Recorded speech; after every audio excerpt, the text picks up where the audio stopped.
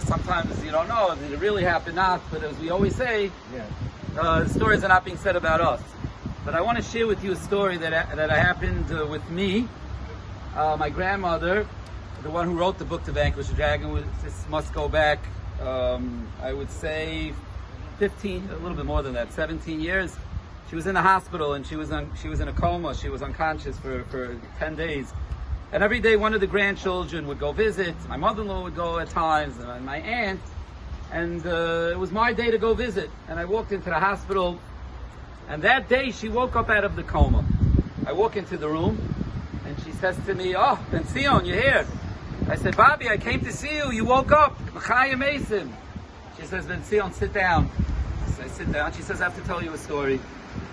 She says, "You're the only, Hashem made it." This is what she says. I tell this to my father-in-law. "You're the only one that will believe me with the story that happened. And that's why you was zeicha to come into the room at this time."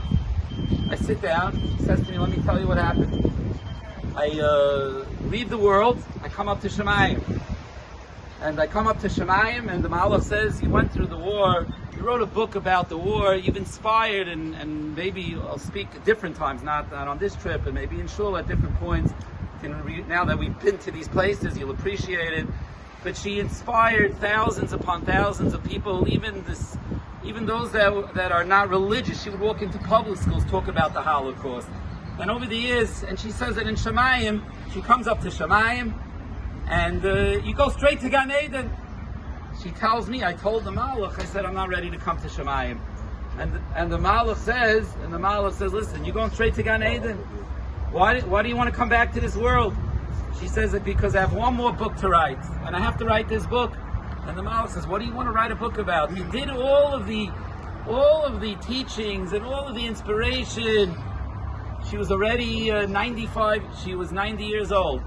You already lived your life. She says, I have one more book I have to write. I have to write a book about Sarah Schenirer. And the Malach said, this is what she tells me. The Malach says to her that if you want to go back, you have permission to go back. But you're guaranteed right now to go straight to Gan Eden. I said to the Malach, I want to go back. You walked into the room, the Malach let me back into this world, and I came to write a book about Sarah Schenirer. And she got better, and she gets out of the hospital, and she starts her work on Sarah Schenirer. She asked me, I didn't tell the Oil this, she asked me to help her out with the halacha. She wanted to know, because Sarah Schenirer said certain things about Kriyas HaTorah for women on Shabbos. She asked me for the research, to go to write what I felt was right and what was wrong. She then went out to publish the book. She spoke about the book. She passed away, as the Oil knows, just a few years ago. She lived past 100 years old. But that was her dream, was to write a book about the life of Sarah Schenirer. For those of you, when you get back, you could buy your wife. We're talking about the women. We'll speak at the end of the trip today about what This is not Vanquish the Dragon. No, I'll tell you right now. Yeah.